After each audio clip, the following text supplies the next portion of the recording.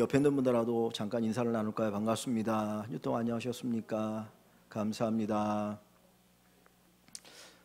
귀한 예배 자리에 오신 여러분들 주님의 이름으로 축복하고 환영합니다. 여러분, 죽도록 뜨겁게 사랑해 보신 적이 있으십니까? 어떤 분은 그런 얘기 하더라고요. 나도 죽도록 사랑해 봤으면 좋겠다. 그러면 한이 없겠다. 왜 그럴까요? 죽도록 사랑하면 행복합니다. 사랑해서 나의 모든 걸 쏟아붓지만, 그래서 힘들고 어렵지만 그래도 행복합니다. 산악인들의 로망은 히말라야에 있는 여러 봉우리들을 정복하는 게 그들의 꿈이죠. 열심히 산을 타고 돈을 모아서 에베레스트로 출발합니다. 근데 처음씩 하는데 보면 돌무더기에 이렇게 쌓여 있어요. 그거는 히말라야를 올라가다 죽은 사람들의 돌무덤입니다. 거긴 시신도 없습니다. 어디에 시신이 있는지도 모르지만 그 사람들 기념하여서 돌무기를 쌓아 놓습니다. 나도 이 히말라야에 올라가다 보면 죽을 수도 있는데 그럼에도 불구하고 그들이 올라갑니다. 동상에 걸려서 손가락, 발가락 다 자를 수도 있는 위험이 있습니다. 그럼에도 올라갑니다. 그러나 그들은 두려워하지 않습니다. 불행이라고 생각하지 않습니다. 내가 이 히말라야 산맥을 올라갈 수 있다는 것 자체가 그들에게 행복이고 그들의 얼굴에 기쁨이 가득합니다. 죽도록 사랑한다라고 하는 것은 힘들어도 우리를 행복하게 만드는 것입니다. 지지난주인가 우리 박정원 사님이 이번에 김장을 담그려고 합니다. 광고해달라고 할 때 뭉클했어요. 울컥했습니다. 교회가 힘들고 어렵고 다들 그냥 이렇게 지쳐있는 것 같은 상태여서 전혀 생각지 못했는데 김장을 담그려 합니다. 광고해 주십시오 할 때 너무 감사했고 울컥했습니다. 어제 그제 이틀 동안 많은 권사님들, 집사님들 여러분들이 수고해 주셨습니다. 최경호 집사님은 금요일 날 반차를 내시고 오후에 오셔서 무 썰고 이것저것 하시며 수고해 주셨고, 우리 권사님들 또 금요일부터 열심히 수고해 주셨습니다. 정말 감사했습니다.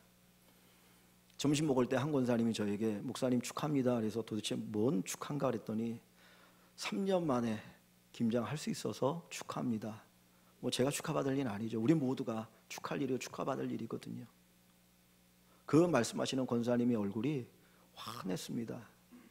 아마 분명히 어제 집에 가셔서 주무실 때 사지가 다 쑤셨을 거예요. 잠도 제대로 못 주무셨을지도 몰라요. 그런데 그 얼굴은 너무나 행복했어요. 우리가 3년 만에 다시 김장을 담글 수 있다니. 죽도록 사랑한다는 것은 우리에게 행복을 가져다 줍니다. 지난번에 뭔 얘기를 하다가 이번 크리스마스 때 연탄 배달 봉사를 했으면 좋겠다는 얘기가 있어가지고 제가 연탄 은행에 전화를 했습니다. 여기 청수장 쪽에도 연탄 떼는 데가 많이 있거든요. 그래서 이제 거기도 연탄 봉사를 하는데 연탄 은행에 전화를 했더니 이미 12월 달은 꽉 차 있습니다. 지금 신청하면 1월이나 2월 달에 겨우 봉사할 수 있습니다. 근데 그 봉사도 돈을 내고 봉사해야 돼요. 내가 개인적으로 하려면 18,500원인가 얼마를 내고 단체로 하면 한 85만 원, 10명 이상일 때 그거 내서 연탄값을 내고 봉사를 해야 된다고 그러더라고요. 그런데도 불구하고 이미 예약이 꽉 차 있어가지고 들어갈 곳이 없는 거예요. 여러분, 연탄 날리는 게 정말 힘들잖아요.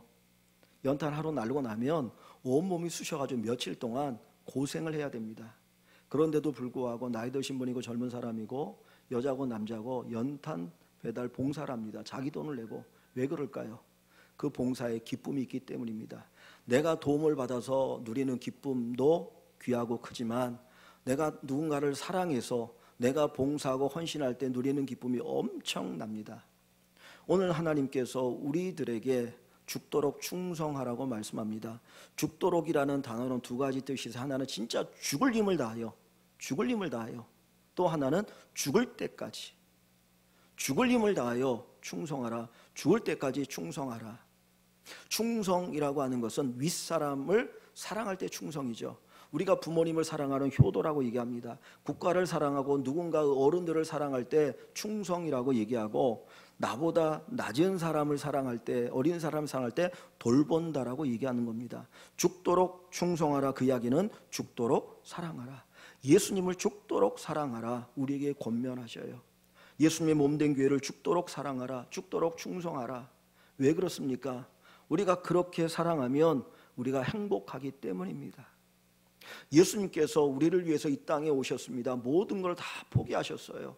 저 영광의 자리에서 가장 낮은 이 땅에 오셨습니다. 태어날 때 태어날 것이 없어서 마구간에, 그리고 말 구유에 누이셨습니다. 그 예수님, 그리고 비난과 온갖 고난을 당하시고 우리가 겪는 모든 시험을 다 겪으시고 마지막에는 사람들의 조롱과 모욕 속에 십자가에 달려 죽으십니다. 그 예수님 불행했을까요? 아니요, 행복하셨어요. 예수님은 우리를 사랑해 너무나 행복했습니다. 우리를 구원하시는 것이 너무나 행복했습니다. 멸망할 수밖에 없는, 죽을 수밖에 없는 우리를 구원하셔서 하나님의 나라에 함께 거할 수 있다라고 하는 그 사실이 예수님의 큰 기쁨이고 행복이었습니다. 그래서 그 예수님이 내가 너희를 이렇게 사랑하니 너희도 나를 이렇게 사랑해달라고 요청하십니다. 주님이 우리를 먼저 사랑하셨어요. 주님이 우리를 이렇게 사랑하셔요. 그래서 우리 일광교회 모든 성도들에게, 우리 한 사람 한 사람에게 내가 너를 사랑한 것처럼 너도 나를 사랑해달라. 우리 일광의 모든 식구들이 정말 뜨겁게 예수님을 죽도록 사랑할 수 있는 귀한 은혜가 있기를 주님의 이름으로 간절히 축원합니다. 제가 마음이 없는데 누군가가 저를 사랑한다고 쫓아오면 무서워요. 내가 사랑하는 마음이 있을 때 그 상대방이 나를 사랑합니다라고 얘기하면 기쁘고 행복한데, 전혀 마음이 없는데 죽도록 나를 사랑한다고 하면 그 사람은 뭐예요? 스토킹하는 거잖아요. 주님이 우리에게 사랑해달라고 하는 것은 예수님이 그렇게 우리를 사랑하시기 때문입니다. 그래서 우리가 주님의 사랑을 알고 주님의 사랑을 받고 주님을 사랑하는 저와 여러분들이 되기를 소망합니다. 여러분, 예수님의 사랑을 아십니까? 예수님의 사랑을 아십니까? 사랑은 사랑으로 통합니다. 우리가 예수님을 사랑할 때 그 사랑이 크게 느껴지는 거예요. 내가 주님을 사랑해서 정말 주님을 사랑하는 마음을 가지고 주님을 사랑하는 삶을 살아가면 그때 주님의 사랑이 나를 향해서 얼마나 큰지를 깨달아 알게 되어집니다. 그래서 예수님은 우리가 사랑하길 원하고 주님을 사랑하길 원하고 그 예수님의 사랑을 누리며 살기를 원하고 계십니다. 우리 일광의 모든 성도 여러분들이 죽도록 주님을 사랑하고 죽도록 주님께 충성하는 가장 행복한 그리스도인들이 되기를 간절히 축원합니다. 행복이라고 하는 건 감정이잖아요, 그죠? 행복이라는 건 감정입니다. 해피니스, 영어로 해피니스라고 얘기할 수 있죠. 감정이거든요. 근데 인간이 언제 행복하냐? 행복학자가 얘기하기를 세 가지 조건이 맞춰지면 행복하다고 얘기합니다. 첫째는 가치 있는 일에 헌신할 때, 의미 있는 일에 헌신할 때 행복하다는 거예요. 두 번째는 즐거운 일을 할 때 행복하다는 겁니다. 내가 기쁘고 즐거운 일을 하면 행복하다. 세 번째는 열정을 품고 하면 행복하다는 거예요. 그런데 예수님은 최고의 가치가 있지 않습니까? 예수님을 사랑하면 기쁨과 즐거움이 있거든요. 예수님을 죽도록 사랑하라고 했으니 내 열정을 품고 예수님을 사랑하면 우리는 자연스럽게 행복해져요. 세상은 내가 사랑하고 사랑할수록 오히려 우리를 불행하게 할 수 있을지 몰라요. 그런데 예수님은 우리가 사랑하면 사랑할수록 우리를 더 행복하게 합니다. 우리 일광의 식구들이 예수님을 많이 사랑하셔서 정말 행복했으면 좋겠어요. 다 예수 믿는 게 이렇게 행복해. 예수 믿는 게 이렇게 행복해. 지난주 금요일 날 금요 기도회 때 조혜련, 그 개그우먼 조혜련 씨의 간증을 들었습니다.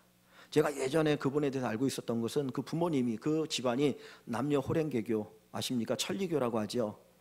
그걸 믿는 집안으로 알고 있었거든요. 그래서 누가 전도하면 아주 싫어하고 막 분내는 사람으로 알고 있었는데, 그 동료 연예인에게 전도를 받고 자기 예수 믿은 지가 한 8년 됐다는 거예요. 그래서 신학도 공부하고 신학 박사과정을 지금 공부하고 있다고 합니다. 얼마나 행복해하는지 몰라요. 뜨겁게 주님을 사랑합니다. 하루에 몇 시간씩 성경을 읽으면서 정말 그 기쁨을 고백하는데 진짜 행복하구나. 우리 일광의 식구들이 그런 행복을 누렸으면 좋겠습니다. 정말 우리가 예수 믿는 것이 우리의 의무 아니고 억지로 예수 믿는 거 아니고 지옥 가지 않기 위해서 천국 가야 되니까 억지로 예수 믿는 게 아니고 정말 예수님을 사랑해서 나를 위해서 십자가 달려 죽으신 그 예수님을 사랑해서 기쁨과 즐거움과 감사함으로 예수님을 뜨겁게 사랑하는 우리 모든 성도 여러분 되시기를 다시 한번 주의 이름으로 축원합니다. 예수님께서 죽도록 충성하라고 말씀하신 이 본문은 어떤 내용입니까? 여기 2장 8절 말씀 보면 서머나 교회에게 쓴 편지라고 가르쳐줘요.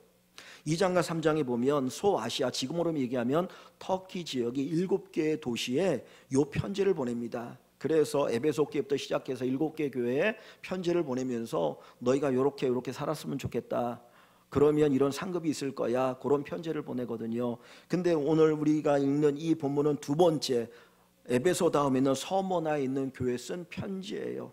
이 서머나 교회에 하나님께서 요한을 통해서 편지를 보내십니다. 서머나 교회는 어떤 교회냐? 서머나라고 하는 이 도시를 가리켜 아시아의 진주라고 이야기합니다. 그만큼 아름다운 도시라는 거예요. 정말 사람들이 몰려들어서 살기 좋은 도시가 이 서머나입니다. 그런데 이 서머나 도시가 그렇게 좋은 도시인데 한쪽으로 로마 황제를 제일 먼저 숭배하기 시작했어요.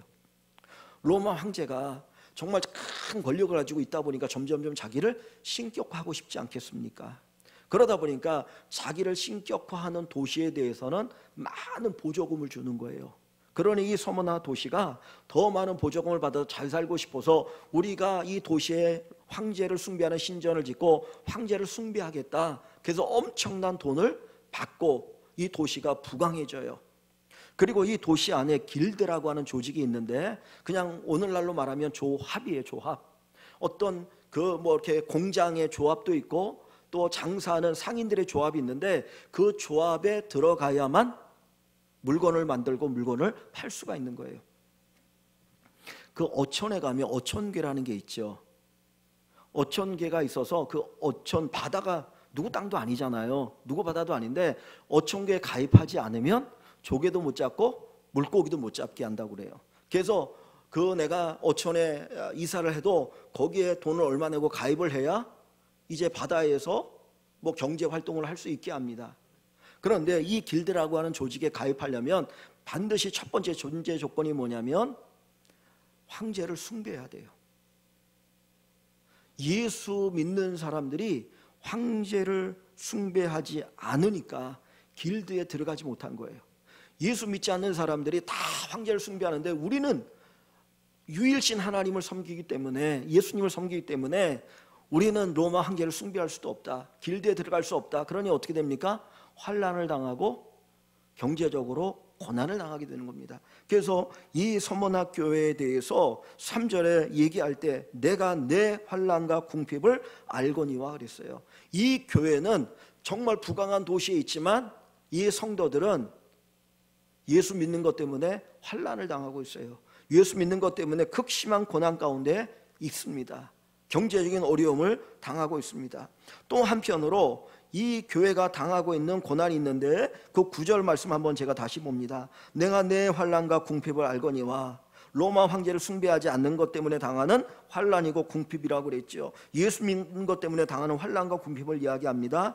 실상은 내가 부유하니라 자칭 유대인이라 하는 자들의 비방도 알거니와 실상은 유대인이 아니요 사단의 회당이라. 여기 보니까 두 번째 이들이 당하는 어려움이 있는데 유대인들의 비방이에요. 이 기독교인들은 이 당시에 대부분 다 유대인들이었습니다. 그러니까 유대인들은 같은 동족이죠. 그리고 같은 하나님을 섬기는 사람들입니다. 그런데 이 서머나교회 성도들이 믿음 생활할 때에 이들을 제일 비방했던 사람들은 누구냐면 유대인들이에요. 로마 사람들은 로마 황제를 숭배하니까 몰라서 우리를 비방하고 우리를 괴롭힌다고 하지만 한 하나님을 섬기는 유대인들이 자기들을 비방할 때에 이 서머나 교회에 있는 성도들이 얼마나 고통스러웠겠습니까? 우리가 예수 믿을 때 열심히 봉사하면 세상 사람들은 우리를 향해 손가락질합니다. 야, 적당히 예수 믿어.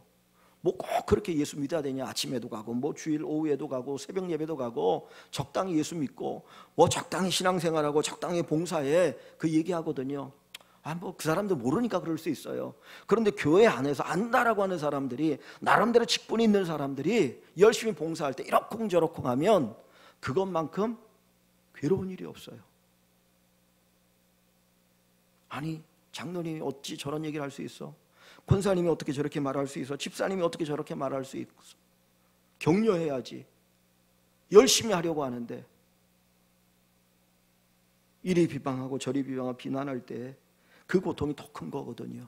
지금 이 서문학교의 성도들은 외적으로는 황제 숭배를 하지 않는 것 때문에 고난을 당하고, 내적으로는 같은 유대인들이 비방을 하기 때문에 그 가운데 큰 고통을 당하고 있습니다.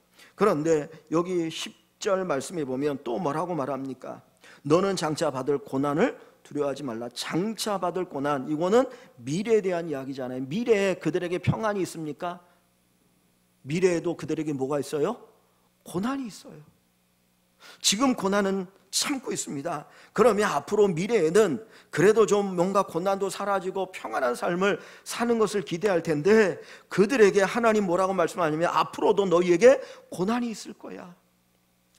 여기 그 뒤에 보시면 볼지어다 마귀가 장차 너희 가운데 몇 사람을 옥에 던져 시험을 받게 하리니. 지금 예수 믿는 것 때문에 사단 마귀가 시험을 해서 옥에 던진다라는 겁니다. 그래서 또 고난을 당해야 되는데 10일 동안, 어떤 기간 동안 환난을 받게 되어질 것을 말씀하고 있어요. 이 서문학 교회는 정말 환난이 많은 교회입니다. 고난이 많은 교회입니다. 예수 믿는 것 때문에 먹고 사는 문제 힘든 교회였어요. 그런데 이 교회에 뭐가 필요할까요? 이런 교회라면 뭐가 필요하겠습니까? 하나님의 위로가 필요하지 않을까요? 야, 너희들이 나 믿는다고 참 어려움 많이 겪고 있구나, 굶주리고 있구나, 사람들로부터 따돌림 당하고 있구나, 그러면서 위로를 해줘야 될 것 같아요. 그런데 오늘 본문에 보면 뭐라고 주님 말씀합니까? 다시 10절 한번 같이 읽어봅니다. 10절.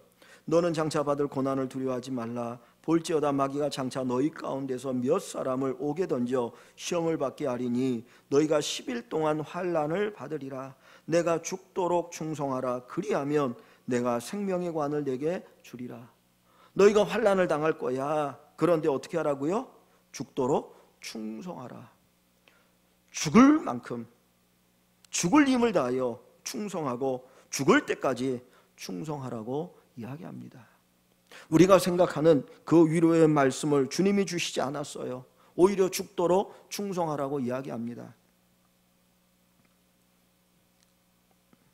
운동선수들이 열심히 연습을 하죠. 열심히 연습하는데도 실력이 그 이상 향상되지가 않을 때가 있어요. 정말 너무너무 괴로운 거예요. 옆에 있던 감독과 코치들이 그 선수를 지도하면서 뭐라고 얘기해야 되겠습니까? 그래, 수고 많이 했다, 잘했어, 그런데 조금만 더 해보자, 야간에 조금 더 연습해보고 다른 친구들보다 조금 더 일어나서 열심히 해, 그러면 요거 뛰어넘을 수 있을지 몰라, 한번 해보자. 지금 서문학교회가 당하는 고난 속에서 그들은 나름대로 믿음을 지키고 있어요. 환난 속에서도 가난 속에서도 믿음 지키고 살아갑니다. 근데 주님은 조금만 더 해보자는 거예요. 네가 애쓰는 건 나도 알아. 그러나 여기에 멈추지 말고 조금 더 해보자, 조금 더 해보자. 그것이 바로 예수님께서 서머나 교회를 향해서 부탁하는 간절한 말씀입니다. 여러분, 주님은 오늘 우리에게 죽도록 충성하라, 조금 더 열심을 내자, 조금 더 열심을 내자, 우리에게 간절하게 부탁하고 있습니다. 왜 주님께서 서문학교의 성도들에게 죽도록 충성하라고 말씀하고 계십니까? 여기 다시 9절 말씀 한번 봐볼까요? 9절을 봅니다. 9절 말씀 한번 앞부분만 읽어볼게요. 내가 내 환난과 궁핍을 알거니와 실상은 내가 부요한 자니라. 겉으로 볼 때는 환난을 당합니다. 겉으로 볼 때는 정말 가난해요. 하나님 앞에 드리는 것조차도 힘들고 어려워요. 그런데 그들은 실제로는 그들이 가난해요? 부유해요? 부유해요. 이 서문학교의 성도들은 외적으로는 환난과 궁핍, 가난에 허덕이고 살아가는 것 같지만 실제로는 그들은 부유한 자였습니다. 하나님의 눈으로 볼 때 그들은 부유한 자였어요. 그래서 주님께서 그들에게 죽도록 충성할 것을 요구하십니다. 여러분, 요한계시록 3장을 한번 가봅니다. 3장 17절 말씀 한번 볼게요. 3장 17절.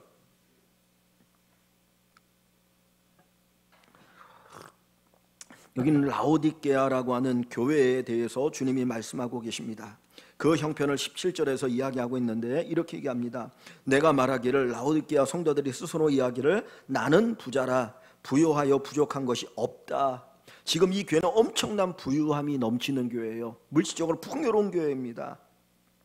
아주 그냥 막 부유를 누리고 살아가는 교회예요. 그런데 나는 부자라, 부유하고 부족한 것이 없다 하나, 근데 하나님은 뭐라고 말합니까? 내 곤고한 것과 가련한 것과 가난한 것과 눈먼 것과 벌거벗은 것을 알지 못하는도다. 그들은 겉으로 볼 때는 부유해요. 그러나 실제로는 그들은 정말 가난한 자들이었습니다. 곤고하고 가련하고 가난하고 눈먼 거 벌거벗은 것을 왜 모르느냐? 왜 너의 실상을 모르느냐? 오늘 우리의 믿음의 현 주소가 어디입니까? 백화점을 다니는 사람은 자기가 부자인 것처럼 느껴져요. 돈이 있든 없든. 마트에 가면 내가 거기 다니는 사람보다는 가난하게 느껴지는 것 같아요. 교회도 큰 대형 교회 다니면 뭔가 내가 된 것처럼 느끼는 사람들이 많아요. 작은 교회를 다니면 아무것도 없는 것처럼 느끼는 사람들이 있을지 몰라요. 제가 저희 교회 처음 부임할 때가 2001년 3월 말이었는데, 그때 저희 교회를 제가 처음 찾아올 때 문이 어디 있는지 몰라가지고 헤맸습니다. 뭐 아시는 분 아시겠지만은. 왔는데 예배를 드리는데 예배당이 브로커로 지은 예배당이어서 겨울에 엄청나게 추웠어요. 막 온풍기를 빵빵 대도 발이 시려가지고 너무 추웠고, 아마 그때 예배했던 분들 참 고생 많이 했습니다. 화장실 재래식이었습니다. 예배당 뒤쪽에 화장실이 있었는데 와서 보니까 이게 재래식이에요. 저희 장모님이 저한테, 야, 제일 먼저 그 화장실 고쳐야 되는 거 아니냐고 얘기하실 정도로, 서울에 이런 재래식 화장실이 있는 곳이 있는 거 전혀 생각도 못했어요. 제가 올 때 우리 애가 5살, 3살인가 그랬는데, 유진이 그래도 조금 크니까 좀 괜찮았는데 정환이가 화장실을 갈 수가 없으니까 그 애기들 이 변 가릴 때, 그 기저귀 뗄 때 그 집에다 방에다 두고 이렇게 하는 거, 거기다가 변을 보게 있어요. 그때 애가 틱장애가 오더라고요. 고생했다는 얘기를 하고 싶은 게 아니고, 그때 그 어려움 속에서 우리가 가지고 있었던 그 믿음 생활과 오늘 하나님께서 우리에게 이 귀한 예배당을 주신 이 자리에서 우리가 드리는 이 믿음 생활을 비교해 보면 언제 믿음이 더 깊은 믿음이고 주님을 사랑하는 믿음이고 신실한 믿음인가 한번 돌아봤으면 좋겠어요. 여러분, 뜻깊게 사랑하지 못하는 것은 환경의 문제가 아닙니다. 마음의 문제입니다. 마음의 문제예요. 믿음의 문제예요. 제가 여러분들한테 죄송합니다. 가끔 제가 선후배 목사님들하고 이야기하다가 이런 얘기합니다. 교회를 건축하면 6개월 행복해. 그렇잖아요. 우리가 새 집에 이사 가면 얼마 동안 행복합니까? 한 3개월 행복한가요? 그러고 나면 그 다음에 그냥 익숙해져 있는 거예요. 이 환경이 우리의 믿음을 자라게 하지 않아요. 이 라오디게아 교회는 정말 물질적으로 풍요로운 복을 받은 교회예요. 그러나 그들은 영적으로 엄청나게 가난했습니다. 그러나 서문학 교회는 예수 믿는 것 때문에 환난을 당하고 곤고하고 궁핍하게 살아가지만 그들은 부자였습니다. 그래서 주님께서 그들에게 요구합니다. 죽도록 나를 사랑해라. 죽도록 나를 사랑해라. 여러분, 이 이야기도 들을 만한 사람에게 하는 이야기죠. 어느 정도 수준이 될 때 죽도록 사랑하라고 얘기합니다. 주님께서 오늘 우리에게 그래도 이 정도 되지 않겠느냐 생각해서 우리에게 주시는 말씀입니다. 죽도록 사랑하라. 환경의 문제가 아닙니다. 그것을 뛰어넘어서 정말 우리의 참 모습, 우리의 영적인 실체를 보고 주님을 사랑할 수 있는 우리가 되기를 소망합니다. 바울 사도는 이 고린도후서 6장 10절에 이렇게 얘기합니다. 고린도후서 6장 10절 말씀을 보시면 앞에 좀 같이 한번 읽어봅니다. 보겠습니다. 근심하는 자 같으나 항상 기뻐하고 가난한 자 같으나 많은 사람을 부유하게 하고 아무것도 없는 자 같으나 모든 것을 가진 자로다.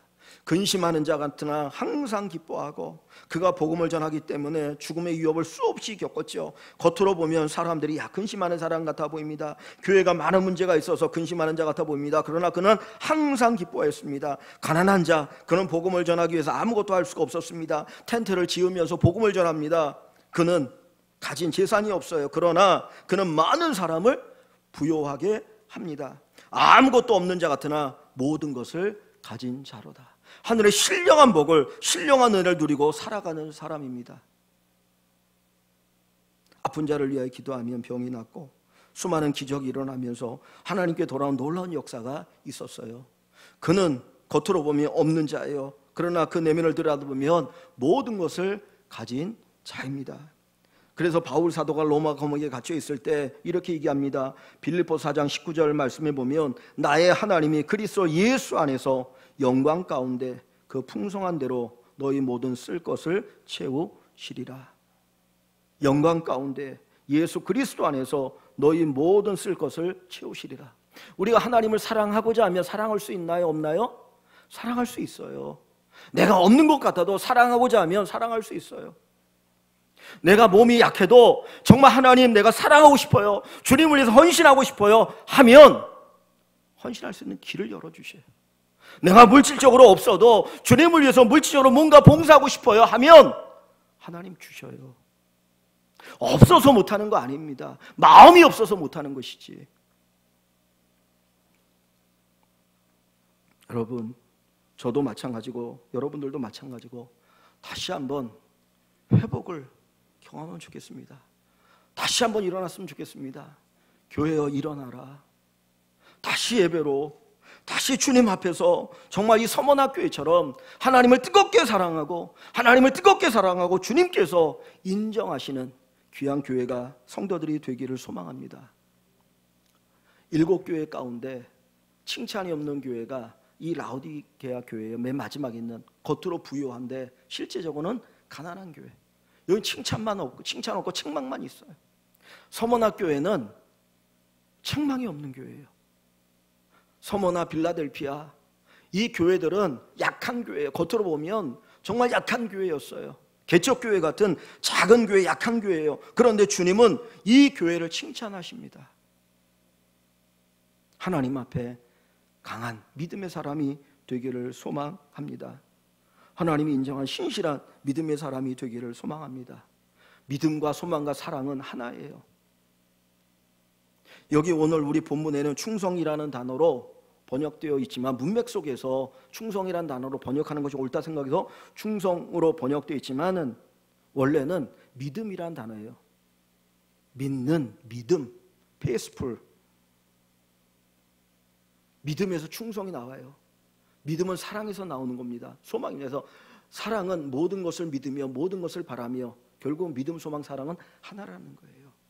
우리가 예수를 믿는다는 것은 예수님을 사랑하는 거고 예수님께 소망을 갖는 거고 예수님께 충성하는 겁니다.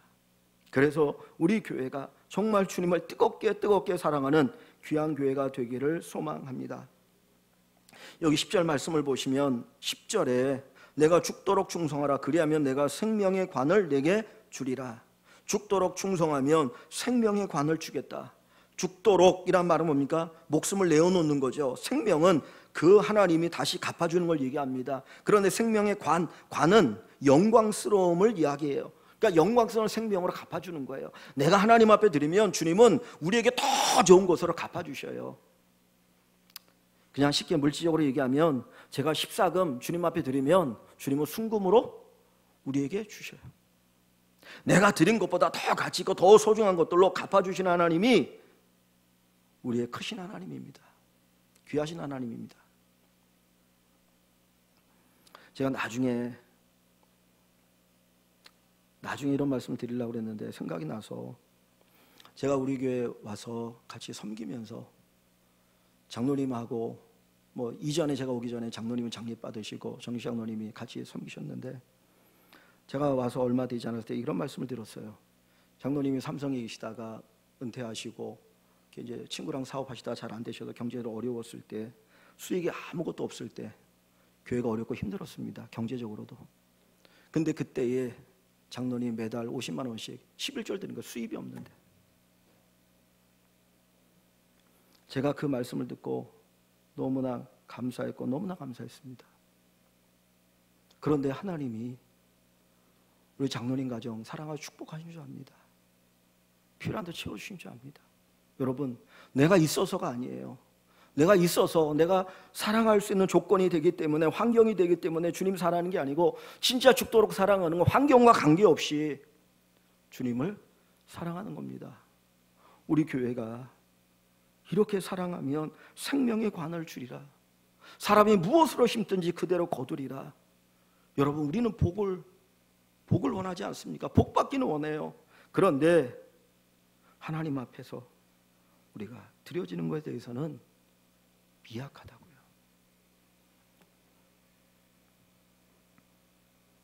우리 모든 성도 여러분들이 축복의 증인이 되었으면 좋겠습니다. 내가 주님을 사랑하니까 주님을 살아갈 때 하나님이 복을 주셨어요. 하나님 복을 주셨어요. 저는 세상을 잘 모릅니다. 그냥 친구 목사님들, 후배 목사님, 선배 목사님들 그냥 그분들 보고 그분들 속에서 제가 느끼는 거 하나 있어요.